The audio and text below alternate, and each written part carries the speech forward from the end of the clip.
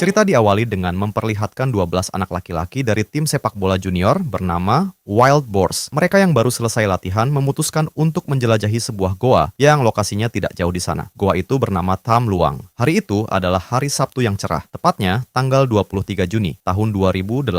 Di sebuah desa bernama Ban Chong yang terletak di Provinsi Chiang Rai, ujung utara negara Thailand. Tujuan mereka sederhana, mereka hanya ingin jalan-jalan sebentar sebelum merayakan pesta ulang tahun salah satu anggota tim mereka yang bernama Prem. Lagi pula, saat itu masih terhitung bulan-bulan musim kemarau, yang dimana seharusnya cuaca akan cerah sepanjang hari. Karena hari sudah semakin sore, mereka pun bergegas berangkat bersama pelatih muda mereka, yaitu Eskapol. Dari seluruh anggota tim, hanya ada satu anak bernama Lek yang terpaksa tidak bisa ikut. Lek harus pulang lebih awal karena ia harus membantu ayahnya menyiapkan kejutan dan hidangan untuk pesta ulang tahun Prem malam itu. Singkat cerita, rombongan anak-anak Wild Boars dan pelatihnya akhirnya tiba di depan mulut Goa Tham Luang, tepat pada pukul 3 sore lewat 7 menit. Seperti tradisi warga setempat sebelum masuk, mereka menyempatkan diri untuk berdoa di depan patung putri tidur. Setelah itu, mereka mulai melangkah masuk, menyusuri lorong demi lorong, menembus kegelapan, dan terus mengeksplorasi goa lebih dalam. Mereka berjalan begitu jauh, sampai melewati bagian ruangan ketiga, yang jaraknya 800 meter. Namun yang tak disangka siapaun, musim hujan monsun tahun itu datang jauh lebih awal dari yang seharusnya. Cuaca di luar goa yang tadinya begitu cerah dan terik, dalam sekejap mata berubah gelap gulita.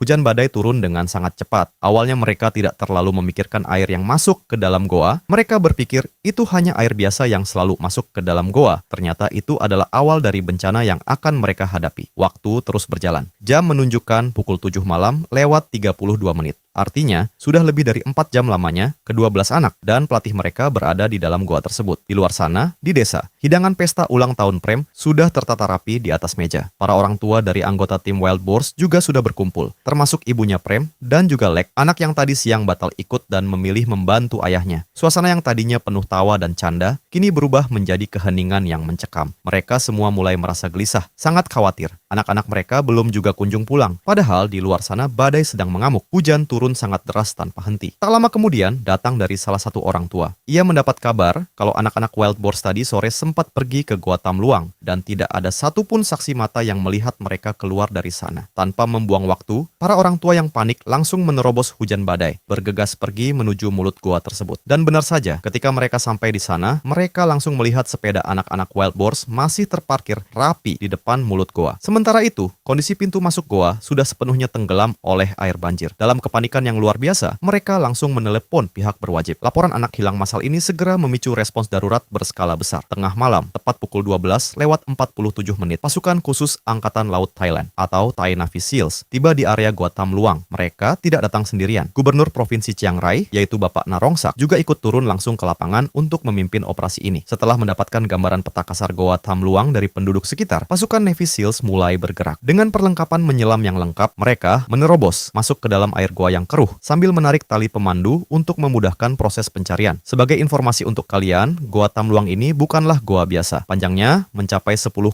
km dengan ratusan lorong sempit, tebing curam, dan stalaktit tajam di dalamnya. Medan seperti ini pastinya sangat-sangat menyulitkan pergerakan pasukan Navy Seals sehebat apapun mereka. 5 jam penuh ketegangan pun berlalu. Tepat pukul 5 pagi lewat 6 menit, pasukan Navy Seals akhirnya muncul dari permukaan air. Kondisi mereka memprihatinkan. Beberapa prajurit terlihat terluka parah akibat terbentur bebatuan dan terdorong oleh arus air bawah tanah yang sangat kuat. Dan yang paling menyayat hati, mereka keluar dengan tangan kosong. Tidak ada tanda-tanda keberadaan anak-anak Wild Boars sama sekali. Mendengar laporan itu, tangis para orang tua yang sejak semalam rela menunggu di tengah genangan lumpur akhirnya pecah. Mereka menangis histeris mengingat nasib putra kesayangan mereka.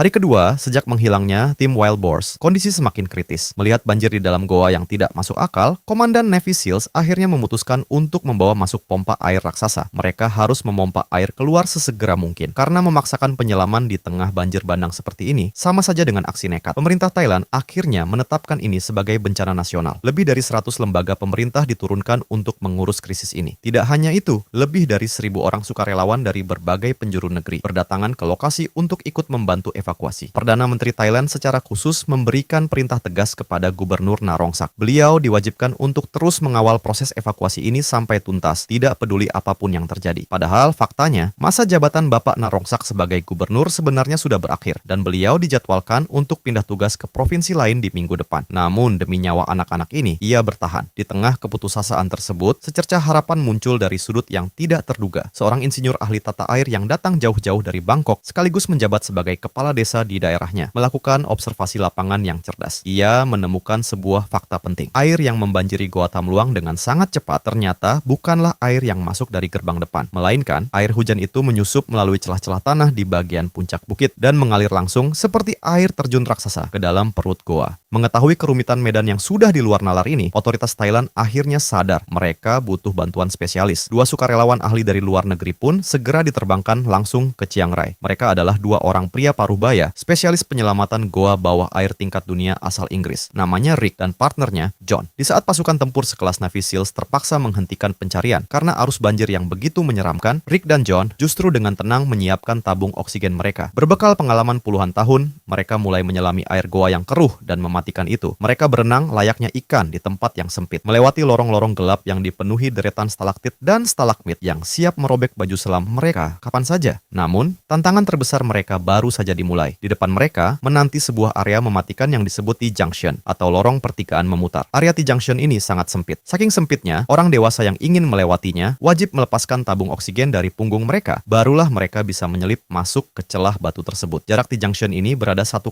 km dari gerbang masuk. Rick dan John bahkan harus menghabiskan waktu selama 3 jam 50 menit hanya untuk bisa sampai di titik pertigaan neraka itu. Sesampainya di pertigaan maut itu, kejutan lain menanti Rick dan John. Mereka menemukan seorang teknisi pompa air yang ternyata tertinggal dari rombongannya dan terjebak banjir di dalam sana. Sebagai penyelam profesional, insting mereka langsung bergerak untuk menyelamatkan teknisi itu. Tapi, prosesnya ternyata jauh dari kata mudah. John sangat kesulitan membawa pria itu menyelam melewati celah-celah goa yang sempit. Sang teknisi panik bukan main. Ia memberontak di dalam air dan kepanikannya itu hampir saja merenggut nyawa John sendiri. Setelah melalui pergulatan hidup dan mati, Rick dan John akhirnya berhasil membawa teknisi itu keluar dengan selamat. Namun, kejadian ini sampai ke telinga Pak Gubernur. Beliau menjadi sangat khawatir. Dengan tegas, Pak Gubernur melarang Rick, John, dan penyelam asing lainnya untuk masuk lagi ke dalam goa tanpa izin langsung darinya. Beliau tidak ingin mengambil risiko adanya warga negara asing yang gugur dalam tragedi ini. Singkat cerita, kita masuk ke hari ke-7, tepatnya tanggal 29 Juni 2018. Dalam rapat darurat, Pak Gubernur dengan berat hati memutuskan bahwa seluruh operasi penyelaman harus dihentikan total. Setidaknya, sampai hujan benar-benar berhenti dan debit air di dalam goa menyusut. Logikanya, ke-13 anggota tim Wild Boars itu kemungkinan besar berlindung di sebuah area gundukan tinggi di dalam goa yang dijuluki Pantai Pattaya. Dan untuk mencapai ke sana, medannya jauh lebih mematikan. Di saat pencarian terhenti, otak terus berputar. Bersama sang insinyur tata air dan para relawan, Pak Gubernur mengadakan musyawarah dengan para petani di desa setempat. Mereka punya satu rencana nekat. Air hujan dari atas bukit harus segera dialihkan salurannya sebelum menyusup masuk ke dalam goa. Dan satu-satunya tempat untuk menampung jutaan liter air itu adalah area persawahan milik warga desa. Kalian tahu apa artinya ini? Artinya, seluruh lahan padi milik petani akan hancur dan gagal panen. Demi menyelamatkan nyawa anak-anak Wild Boars yang entah masih hidup atau tidak di dalam sana, dengan sangat ikhlas, mereka merelakan sawah mereka ditenggelamkan. Sebuah pengorbanan yang luar biasa. Penantian panjang itu akhirnya membuahkan hasil. Setelah menunggu selama 8 hari penuh ketidakpastian, hujan badai akhirnya mereda di hari ke-9. Di depan mulut goa, puluhan biksu duduk melingkar, memanjatkan doa bersama warga Thailand yang hadir. Suasana begitu khusyuk dan haru. Ibu buah Hom, Ibunda Prem, juga ikut berdoa dan menitipkan gelang-gelang tasbih yang sudah diberkati oleh biksu untuk dibawa oleh tim penyelamat. Berharap gelang itu bisa membawa mukjizat pelindung. Keesokan harinya, tanggal 2 Juli, karena debit air sudah lumayan surut, Pak Gubernur memberikan lampu hijau. Pencarian dilanjutkan. Rick dan John, duo penyelam ahli dari Inggris, diizinkan untuk masuk lebih dulu sebagai ujung tombak pembuka jalan. Meskipun dibilang surut, medan di dalam sana tetaplah neraka bawah air. Celahnya tetap sangat sempit, gelap, dan berarus. Mereka berdua berenang perlahan, melewati area mematikan T-junction. Terus menyelam melewati area Pantai Pattaya bahaya. Hingga akhirnya, Rick dan John tiba di sebuah rongga besar yang disebut Ruang ke-9. Jaraknya 2,5 km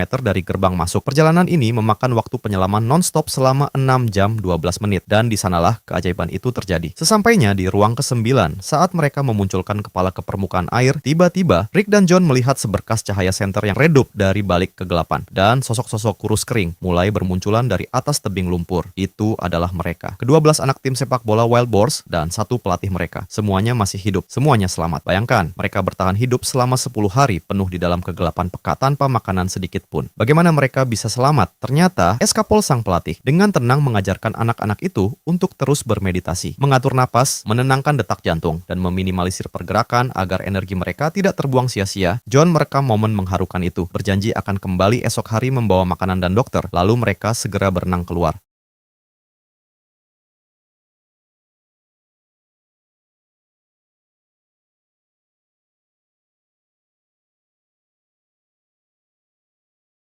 Kabar penemuan ini meledak. Video rekaman Rick dan John disiarkan ke seluruh dunia. Para orang tua menangis histeris karena bahagia. Wartawan dari berbagai negara mulai mengerumuni area Gua Tam Luang, layaknya lautan manusia. Tapi ironisnya, di tengah kesenangan itu, raut wajah Rick dan John justru terlihat tegang dan tidak nyaman. Mereka tahu kenyataan pahit yang belum disadari orang banyak. Menemukan mereka adalah satu hal, tapi membawa keluar 13 orang yang kelaparan, ketakutan, dan tidak bisa menyelam, melewati jalur air sejauh 2,5 km yang mematikan. John sangat yakin, jika dievakuasi dengan cara normal, anak-anak itu pasti akan panik dan mati tenggelam di tengah jalan. Bahkan, pasukan elit Navy SEALs mencoba mengantarkan pasokan makanan dan tabung oksigen ekstra ke Ruang ke-9. Mereka benar-benar kewalahan. Lorong panjang setelah T-junction sangat berliku, airnya deras dan penuh tonjolan batu. Salah satu prajurit SEALs bahkan nyaris tewas karena kehabisan napas dan tabung oksigennya tidak cukup. Dari kejadian ini terbukti, medan goa yang sempit adalah area bermain para pakar spesialis susur goa seperti Rick dan John, bukan tempat untuk pasukan laut lepas. Masuk di hari ke-14. Situasi semakin buntu. Rick dan John akhirnya memanggil bantuan tambahan. Mereka menerbangkan teman-teman sesama penyelam goa kelas dunia, Jason, Chris, dan seorang sosok kunci bernama Dr. Harry. Kenapa harus dokter? Karena Dr. Harry bukan sembarang dokter. Ia adalah ahli anestesi atau ahli bius, yang kebetulan juga seorang pakar penyelam goa. Rick dan John mengutarakan sebuah ide yang terdengar seperti kegilaan murni. Jika anak-anak itu tidak bisa berenang, maka mereka tidak usah berenang. Bius saja mereka sampai pingsan total. Ikat tangan dan kakinya. Pakaikan masker oksigen penuh, lalu seret mereka keluar menyelam, layaknya membawa barang paketan. Awalnya Dr. Harry menolak keras. Ini gila. Risiko anak-anak itu terbangun di tengah air dan tenggelam karena panik sangatlah besar. Sebagai seorang dokter, menggunakan anestesi umum dalam situasi air seperti ini adalah tindakan yang melanggar standar medis. Namun, kejadian esok harinya mengubah segalanya. Hari ke-15. Seorang mantan anggota Navy SEALs yang menjadi relawan bernama Saman Kunan bertugas mengantarkan baju selam untuk anak-anak ke dalam goa. Di jarak 900 meter dari gerbang luar, tepat di area stalaktit yang rapat, selang oksigen milik Saman tersangkut tali penanda jalur. Udara di tabungnya bocor dan habis dengan cepat. Saman panik. Di tengah kegelapan air yang dingin, ia kehabisan udara. Saman Kunan gugur dalam tugasnya, meninggal dunia sambil masih memeluk erat baju selam anak-anak yang ia bawa. Kematian Saman Kunan menampar semua pihak. Jika seorang mantan prajurit elit saja bisa tewas dengan tragis di dalam sana, bagaimana nasib anak-anak itu? Belum lagi, ada kabar buruk tambahan. Kadar oksigen di tempat anak-anak itu berlindung sudah turun drastis di angka 16%. Mereka perlahan-lahan kehabisan udara. Waktu sudah habis. Mau tidak mau, dokter. Harry akhirnya menyetujui rencana gila Rick dan John. Dalam rapat tertutup yang tegang, mereka mempresentasikan rencana bius total ini kepada Pak Gubernur. Semua terdiam. Risiko kematian di tengah perjalanan evakuasi sangatlah nyata. Namun, di titik ini, tidak ada satupun opsi lain yang tersisa. Ini adalah satu-satunya jalan keluar. Dengan dada yang berat, Pak Gubernur beserta Perdana Menteri akhirnya memberikan izin. Tapi dengan satu syarat mutlak, rencana bius ini harus dirahasiakan rapat-rapat dari siapapun, termasuk dari para orang tua anak-anak itu. Jika publik tahu, akan terjadi kepanikan besar. Dan dengan sikap yang sangat kesatria, Pak Gubernur menyatakan, jika ada anak yang meninggal dalam proses ini, sayalah orang yang akan bertanggung jawab sepenuhnya.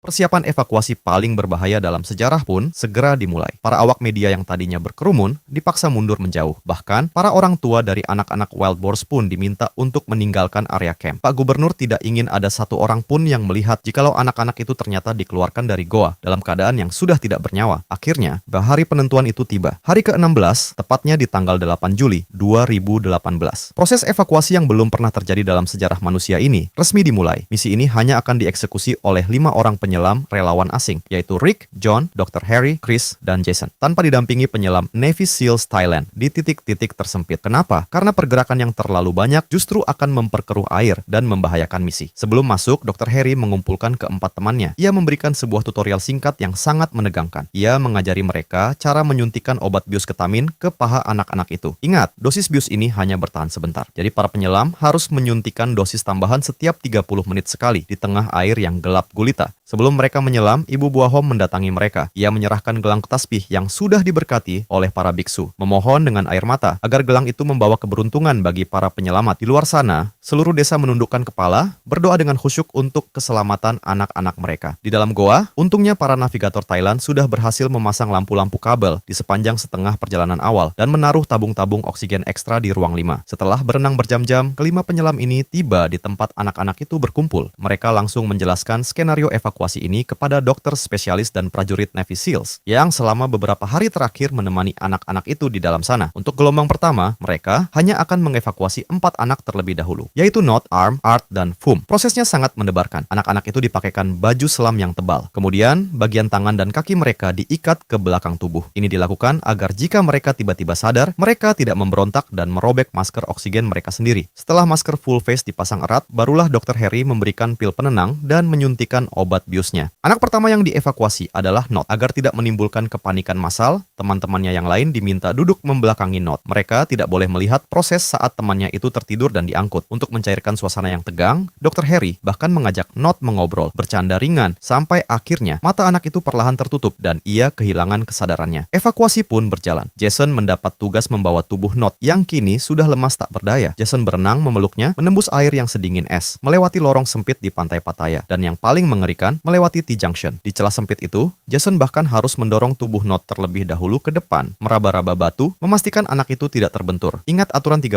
menit. Ya, di tengah kegelapan dan air yang berarus, Jason harus menghentikan perjalanannya, meraba paha Not, dan menyuntikkan bius tambahan. Tapi hal tak terduga terjadi. Karena tangannya kedinginan dan terbungkus sarung tangan tebal, jarum suntik itu terlepas dan jatuh ke dasar goa. Jantung Jason berdegup kencang. Jika ia tidak menemukannya, Not bisa terbangun di dalam air. Dengan panik, Jason meraba-raba dasar lumpur, dan syukurlah jarum itu berhasil ditemukan dan langsung disuntikkan. Ketegangan tidak berhenti di situ. Saat anak kedua dievakuasi, yaitu Arm sang kapten tim, masalah fatal terjadi. Di tengah perjalanan, Arm tiba-tiba berhenti bernapas. Penyelam yang membawanya langsung panik. Mereka berhenti di sebuah ruang udara kecil, menunggu dengan harap-harap cemas. Beberapa detik yang terasa seperti berjam-jam berlalu, hingga akhirnya dada Arm kembali bergerak. Ia kembali bernapas normal. Keempat anak kloter pertama itu pun berhasil dibawa secara estafet menuju ruang 3 yang sudah aman. Dari sana, staf lain dengan sigap membawa mereka keluar goa dan langsung dilarikan ke rumah sakit. Semua ini dilakukan dengan pengamanan super ketat. Bahkan para orang tua mereka sendiri belum diberitahu. Di posko, semua orang menahan napas menunggu kabar dari rumah sakit. Dan betapa meledaknya rasa syukur para penyelam ketika radio komunikasi berbunyi, mengabarkan bahwa keempat anak itu selamat. Mereka sehat walafiat. Metode anestesi gila yang mereka gunakan ternyata benar-benar berhasil. Namun, alam seolah tidak ingin melepaskan tawanannya begitu saja. Pada keesokan harinya, awan hitam kembali menyelimuti Chiang Rai. Hujan badai turun dengan sangat deras. Debit air di dalam goa perlahan tapi pasti kembali naik. Volume menjadi jauh lebih tinggi dan arusnya semakin liar. Di luar goa, warga sekitar bahu-membahu menambah pipa saluran air untuk dialirkan ke sawah, namun hujan kali ini terlalu deras. Bagaimanapun risikonya, proses evakuasi kloter selanjutnya harus tetap dilanjutkan hari itu juga. Sebelum lorong goa benar-benar tertutup air selamanya. Arus air bawah tanah yang mengamuk sempat menyulitkan Chris saat membawa salah satu anak. Chris, seorang penyelam profesional, sampai kehilangan arah. Ia kelelahan dan sempat terjebak rasa panik di salah satu ruangan berair. Beruntung, Dr. Harry segera menyusul dari belakang, menenangkan sahabatnya itu, mengambil alih situasi, dan membantu membawa anak tersebut keluar. Menjelang akhir evakuasi, sebuah teror terakhir terjadi. Tekanan air yang luar biasa mengerikan dari dalam bumi, tiba-tiba menghancurkan pompa penghisap air raksasa di dekat gerbang masuk. Pipa-pipanya meledak, air bah seketika menyapu ruangan. Padahal saat itu, masih ada 3 prajurit Navy SEALs dan 1 dokter yang masih berenang menuju pintu keluar. Mereka harus berjuang mati-matian melawan arus liar tersebut, hingga akhirnya berhasil menyelamatkan diri tepat pada waktunya. Dan akhirnya, setelah terjebak di dalam kegelapan perut bumi selama lebih dari 2 minggu lamanya, ke-12 anggota tim sepak bola Wild Boars beserta pelatih mereka berhasil dievakuasi keluar dengan selamat. Seluruh kru penyelam relawan dan juga prajurit Navy SEALs semuanya berhasil keluar bernapas lega. Setelah memastikan semua prosedur medis selesai, Gubernur Narongsak langsung menggelar konferensi pers massal. Ia mengumumkan kabar luar biasa itu kepada seluruh dunia. Dan bisa kalian tebak. Tangis kebahagiaan para orang tua pun meledak seketika. Penantian panjang, doa-doa, dan air mata mereka akhirnya terbayar lunas.